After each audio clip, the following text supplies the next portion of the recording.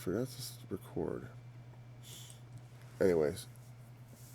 And hopefully that works out okay. All right, so, oh, yeah. Now, this is, I've always found this passage a bit confusing, because I'm not sure exactly. I see his point, for sure. That, like I said, I sometimes get angry about insincerity. It's always been a point. I don't like, when I discover this person is, standing up there, or this person proposes to become a pastor, and it's kind of been revealed that they don't really believe. Or this man's a priest. He doesn't really believe. I said we have documented newspaper articles written by pastors who confessed they're atheists. Or they became atheists in the course of being a pastor. And they don't, and not the kind of atheists that have the integrity, and there's certainly them, the integrity to give up their job, go do something else. If you don't believe, you don't belong, right? On some level, there's a certain amount of integrity in that. It's like, well, I don't believe anymore. I'm gonna quit. This is what you ought to do. It's definitely less of a sin. To just go your way. It's like, I don't believe. Why are you going to trouble these people? Well, I know the things to say.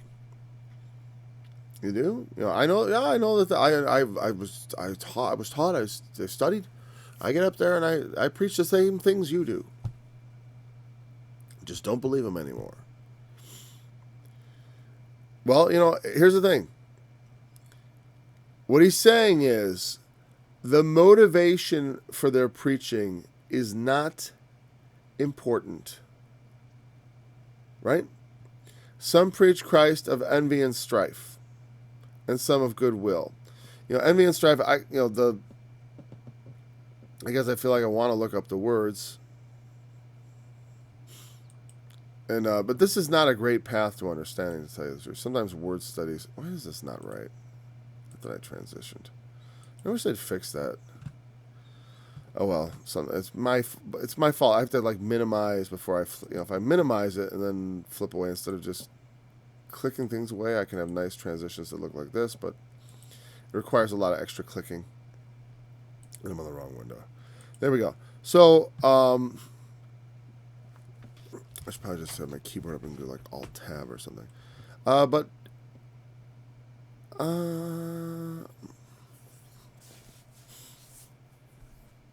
Where is it?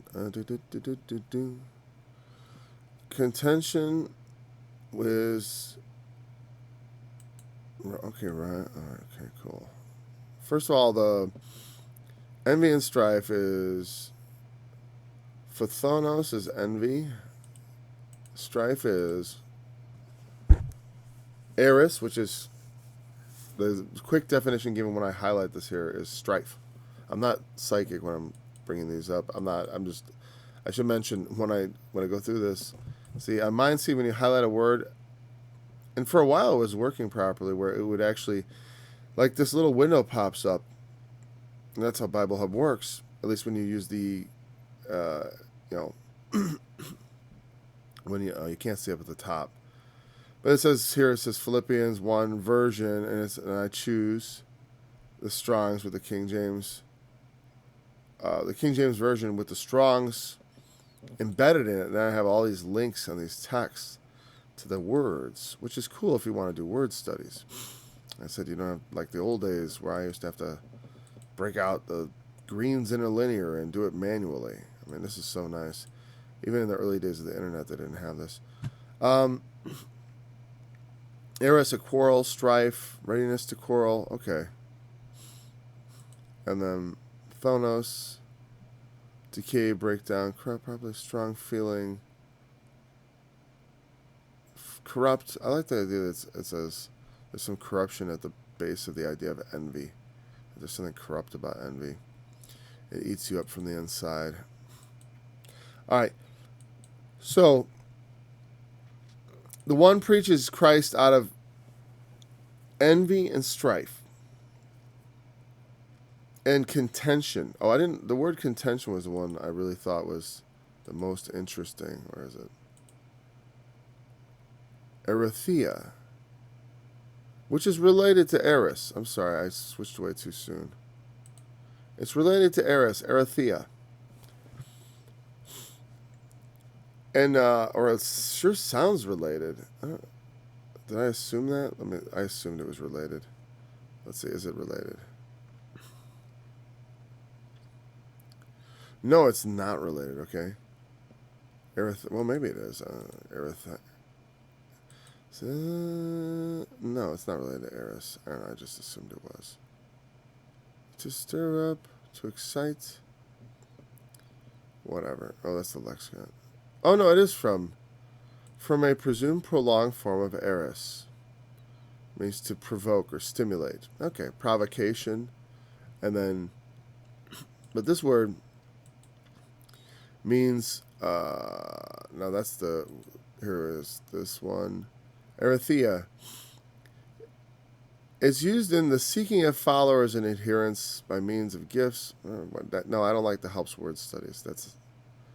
Is that what it means? By means of gifts, really? Properly intrigue, by implication faction. I like Strong's definitions because they're a little simpler. A lot of times they try to read it. Like, it's weird because they start almost like they want to use the... They want to use their dictionary to be an interpreter. As opposed to just giving us the meaning of the word and helping us interpret the passage, they should literally try to use some of these word studies. Because what a word study implies is you take the word and you look at it in context, which can be good. But it's not the same thing as a definition. Though contextual understanding is sometimes even better, quite frankly. But it is something that is a process of thought that can go astray. And so here they call it from work for hire, work done merely for hire, like in a mercenary sense. So you notice how there's different takes on this. Here we have the strong. This up here is not the. Must be the modern Strong's concordance, rivalry, ambition, because what it says down here, Strong's exhaustive concordance, that's the original one, and that is. I know this is exactly the text from Strong's exhaustive concordance because I'm so familiar with it. And this is exactly the text of that. But I don't know which one's right. Okay, I don't know which one's right exactly, but it's good to take in all the thoughts on it. So the idea is that they are motivated by self-interest, right? Jealousy, faction. They want to make, like it says, they desire to heap disciples to themselves. Paul knew that there were these figures rising up as he was preaching the gospel. There are other people preaching the gospel, and their motivations were not sincere. And God calls us to be sincere, and Paul calls us to be sincere. Sincerity is an important quality for a Christian to have. But what he's saying is, the gospel doesn't need necessarily to be preached by sincere people.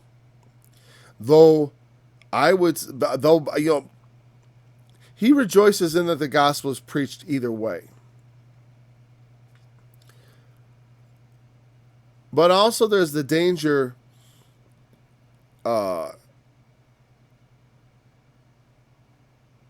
like in 2 Peter chapter 2, by way of whom the way of truth shall be evil spoken of.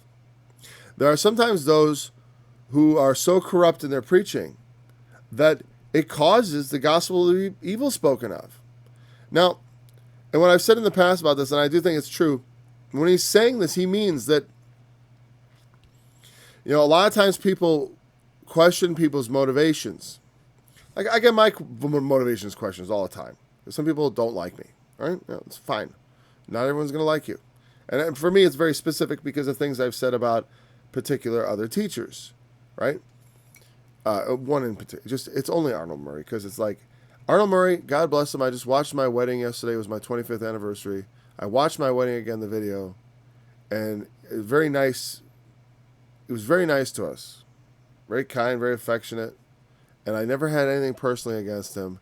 He just had the misfortune to have me as a student, period. That's all.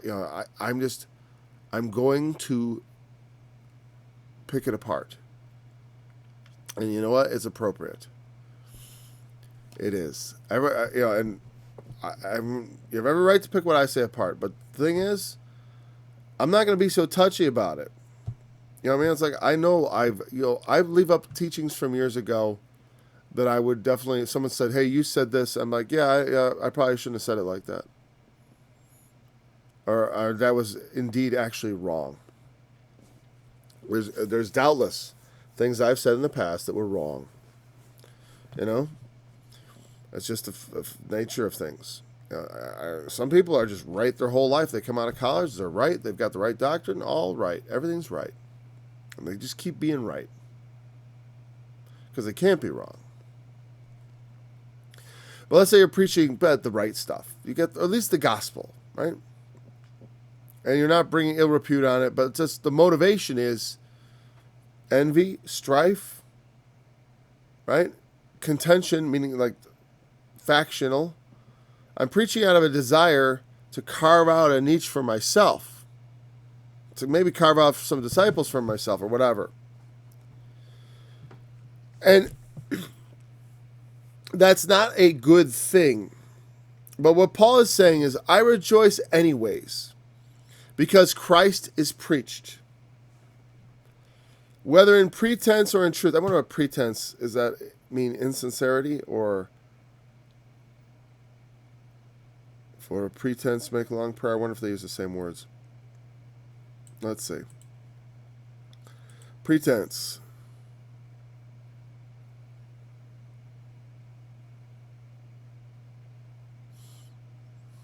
I guess I went too far, didn't I? No, I didn't go far enough.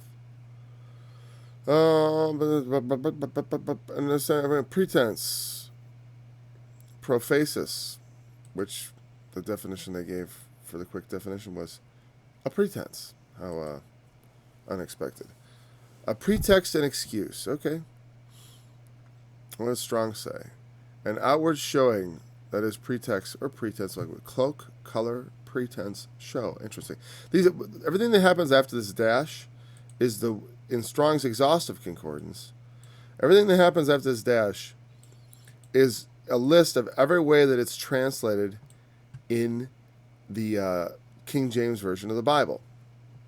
Over on the right here, you have the Englishman's Concordance, which gives you every time this word is used in the New Testament. So if you look at the King James, you will see cloak, color, pretense, show up because it lists all the uses. It's used in Matthew. For a pretense, make long prayer. So it is the same word. It's used in Mark. For appearance's sake, offer. Or for a pretense, make long prayer. Again. And for a show, notice it's translated show in Luke. Even though it's the same word. Isn't that interesting?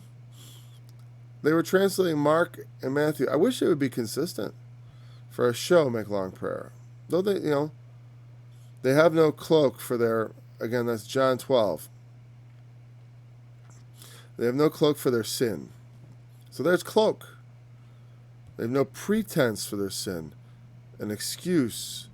What do they have? What is the show they could say there was a pretense for this? There was some sort of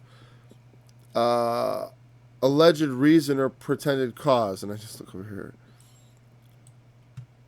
Right? And for the pretense to make long prayers, basically the alleged reason is that they're pious people who care to talk to God. And then acts. The C under color. As though we intended. Okay. Philippians. And then 1 Thessalonians chapter 2. It doesn't mention the King James there. It's cursed 7 times in the New Testament. So that's how you use that part of the tool anyways, which is always handy to know. Okay, so they preach out of pretense, not sincerely. I mean, you could get the meaning of this right out of there, but it's good to understand how these things work. Not sincerely. Supposing to add affliction, because on some level they are in competition with Paul. and in some sense may desire. I don't know if supposing means that there's sort of an intent. I don't want to look at that. Sorry. Some of it gets, like I said, it's a little hard for me sometimes to follow. Supposing or expecting. I'm not going to bring that up all the way again. And they have this expectation that this is going to hurt Paul, I suppose. But the other of love, not of contention, not of a desire to carve something out for themselves. Knowing that, so people are waxing bold because of Paul's bonds. Some who desire to carve something out for themselves.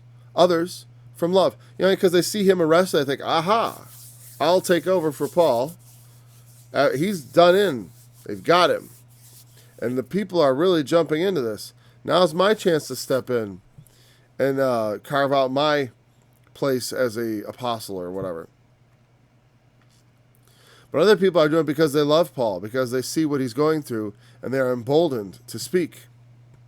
So all these people are speaking and preaching the gospel, and Paul says, every way, whether in pretense or in truth, Christ is preached, and I therein do rejoice, and yea, will rejoice. It's one of the hardest things, is to trust God as you watch a false teacher do his work. It does not mean, and I can prove, this is manifest by Paul's own action.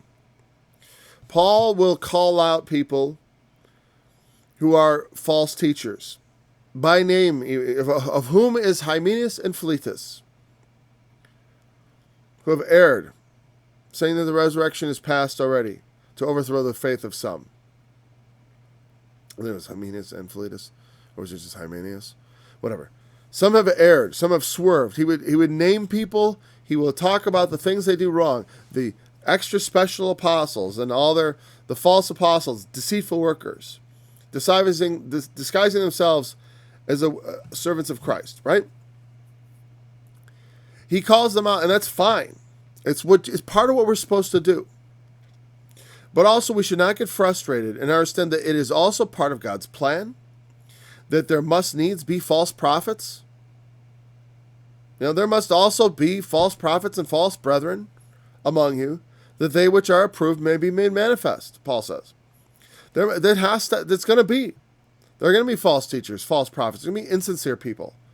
There's going to be all these people getting in the way. And even if they preach the gospel insincerely, Christ is being somehow forwarded in this. Even if it seems like it's being taken backwards. Even if it seems like his name is being evil spoken of because of it. It is all working together. Christ's name being evil spoken of because of false teachers is the fulfillment of prophecy. It's the fulfillment of Scripture. Honestly, when I was young, it's something that fired my zeal. Like seeing all these false teachers fired my zeal for the things of God. Like it's almost, what I mean? It's like my outrage motivated me. Like, look at all these false teachers making profit off of God, making profit off of the Word. It enraged me and drove me into the Word. I'm going to become knowledgeable, more knowledgeable than them, so I could take them down. I mean, like that's my, but it's good to have still, like, I'm not frustrated in it, at least in my wiser years. I'm not frustrated in it, but I understand what it's there for. I understand that in any case, God's will is moving forward, that all things are working together for good, that no one whom God has called is lost because of their evil work. The God is managing to save all that he desires to save in spite of the evil work of evil men. Despite of whatever their intentions might be. What they intended for evil will work out for good, whether they like it or not. And that their will has very little to do with how this turns out. And we should not be afraid of them. We should not be And we should not get too worked up or in any way feel defeated by them. And also not be jealous of them. It's hard. You see people, false teachers, they fill their house with treasures. They have beautiful palaces they live in. I mean, literally, they're like palaces, some of the places these people live. They've made so much money off the gospel. They preach the gospel of greed.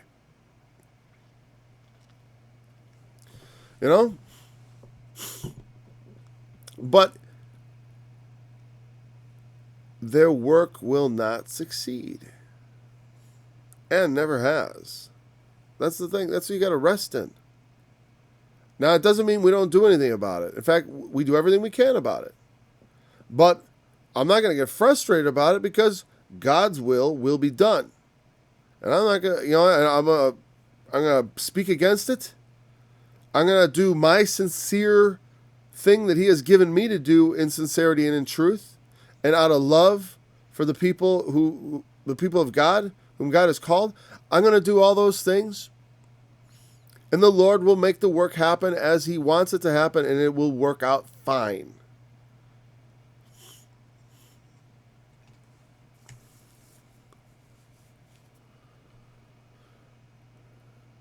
This will turn to my salvation. Remember, I talked about the same thing before when I said, he knows that the end result is like, hey, even if this is it for me, Christ will be magnified in my body.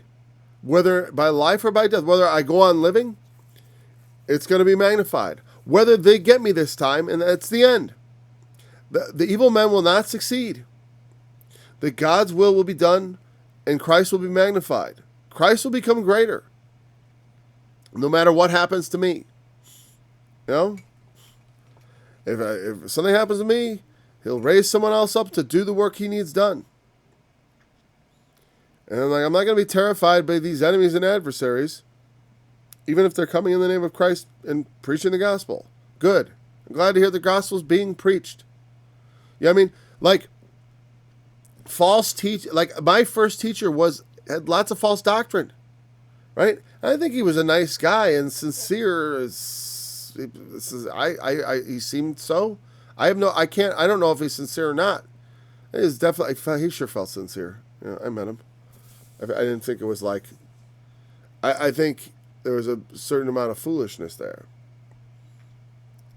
ultimately. Lack of self-examination on some level. When sometimes you think, I'm so right, that you become blinded. Right? But I was being instructed by a false teacher. Well, but the thing is, if I believe now I've come to the truth, it never hindered me. You know what I mean? I learned by those experiences. And the presence of false teachers motivates. It motivates, and it also, it started my education. I learned a lot studying from a false teacher. I learned a lot of things that were wrong that I had to unlearn. Even so, a lot of the core of what I learned has never changed. It may not have been learned in the best possible way, but it had to start Here's the thing. When you start out learning, your understanding is going to be defective. Even with a perfect teacher, your understanding is going to be defective. Because you're going to, let's say you just started listening to me. I probably, with the Philippians, I don't know if I laid the groundwork properly. I don't know if I started talking properly. I don't know if I left out some critical piece of information you need to know. I don't know. I very well may have. I know that in the past, I was recording Bible studies around 2009. I recorded a bunch of Bible studies in 2009 and 10. People started listening. Later on, I talked to someone who listened to it, and he totally got... he said, your preaching made me cut off friendships from people who, and all this stuff. And not things necessarily that I would have advised if someone had asked me the question directly. But that in my, let's say, my fury against false doctrine and stuff like that, right? Against all these things that I would just I was upset about false teachings, heresies. And there's a certain point at which you have to understand when someone is doing more harm to you than good, and you ought to divide from them. But I mean, I don't know that I would counsel someone who's been listening to me for like a little while to start acting on what they think their understanding is, and making, some people you ought to know right away. Some certain people who are corrupting you, certainly things that turn you away from God. Yes, I mean, that's obvious. That should be obvious. Certain things. What I'm saying is, I don't know necessarily that I haven't said something that if someone just picked it up, they might just start listening and get the wrong idea based on listening. I say so much, and it's all expositional, off the cuff, and an hour a day. It's like, it's not even a question of mistakes, which there could be, of course. I make mistakes I made a mistake today, didn't I? Right? I thought I made a mistake, and I corrected it or something like that, or I made a mistake or whatever. It's not exactly a mistake, but just whatever, right? When I keep thinking of that preaching of envy and strife, it's not a mistake. You don't have to like people's insincerity. It's not the point. But the point is, you have to have faith that God is going to make it work out all right. And the thing is, even if you're listening to a sincere teacher, when you're starting out, you don't know what you're doing. You don't understand properly. You just don't. And you're not going to for some time, even if you're listening to someone who's, it's like, is that how school worked? You know what I mean? You went to school. Did you ever take advanced courses like calculus or like algebra, geometry? When you first started algebra, did you just easy? Or history? In the study of history, did you just remember everything the first time it was taught you? Did you remember everything the first, I had to take calculus twice. I mean, that's, it's advanced mathematics. The first time, though, it was an advanced course, and I couldn't, I only got a C, and that does not allow you to advance in that course. You had to get a B or an A. Second time I got it nearly perfect, right? Because it's, probably because I was paying more attention. And that's a bit easier. But the things of God, like knowing God, is like not exactly like a hard science. It's a relational thing. It's like, when you start a relationship with a person at the beginning, do you ever have it all locked down? You don't even understand about relationships at the beginning. You know what I mean?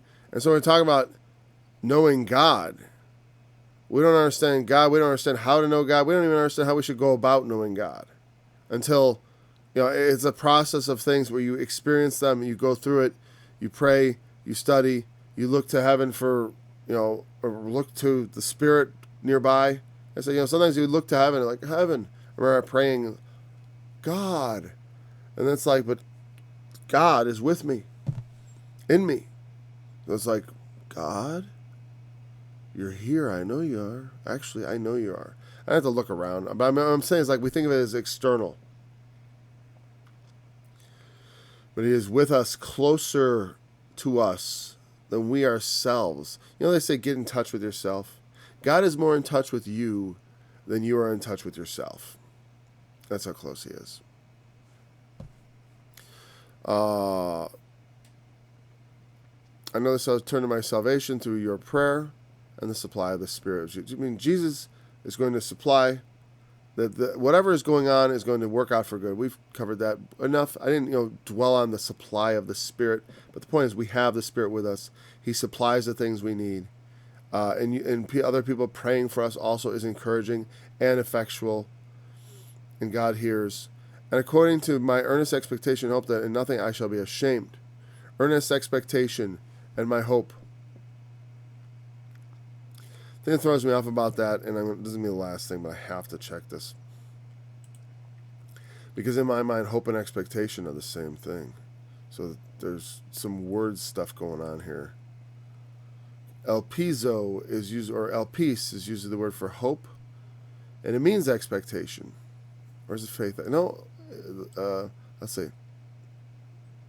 Apo, okay. Yeah, hope is elpis. And here we go. Elpis, hope. Hope, expectation, trust, confidence. But it means to anticipate, usually with pleasure. Expectation. So I'm a little bit with the earnest expectation. Now, earnest expectation was one word. Apokaradokia. That's actually a pretty good pronunciation. An eager expectation, strained expectation. What's Strong say?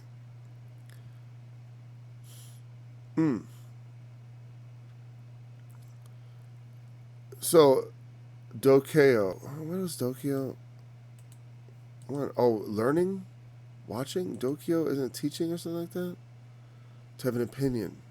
To think. I get it. So, think like to watching, like thoughtful expectation. And also in our word, expect.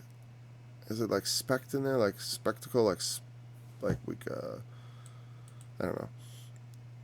Expect is actually, sounds to me like, is that Latin? Anyways, compound of apo. Apo is like upon, car, the head. The head is waiting upon something. The head is looking. The head is thinking. Some of these words, the definitions are by analogies or whatever, but it's all right. I just wanted to see what the different word they used there, because they had the concept of expectation and hope in the same place. My earnest expectation, and I believe, just real quick, earnest expectation was one word. Yes, that was one word in Greek. All right. When the preeminence of Christ appears, there I rejoice and will rejoice, for I know this shall turn to my salvation through your prayer and through the supply of the Spirit, according to my earnest expectation and my hope that in nothing I shall be ashamed, but with all boldness. All right, we covered that. And that's pretty much the spirit of what we've been saying. I think the understanding is coming forth of that. As far as I don't feel like I have to go over this in any more detail. I was trying to assess whether or not we need to do any more about that. For me to live as Christ and to die as gain. Let's just start there. Let's start with verse 21 tomorrow. Thanks for joining me in this study. I look forward to returning again and continuing in the study of Philippians tomorrow. The bands of the wicked have robbed me, but I have not forgotten thy law. At midnight will I rise to give thanks unto thee because of thy righteous judgments, O Lord. I am a companion of all them that fear thee, and of them that keep thy precepts. The earth, O Lord, is full of thy mercy. Teach me thy statutes. Thou hast dealt well with thy servants.